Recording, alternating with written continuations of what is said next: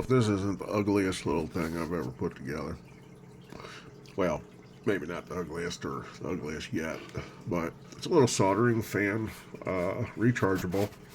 So I got the rechargeable battery set here, running through a charger here, and I've got a switch that will change this from, it'll turn this to stop it from charging and allow power to run to the fan.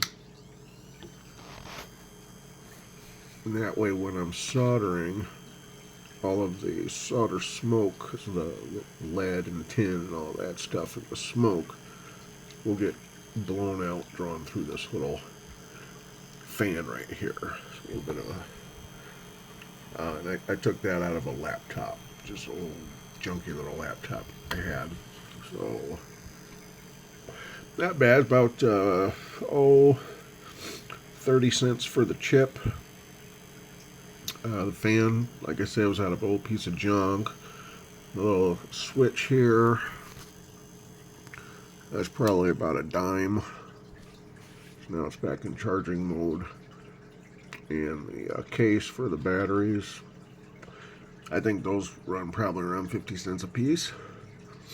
So it's not too bad, less than $2 and, a few minutes of my time.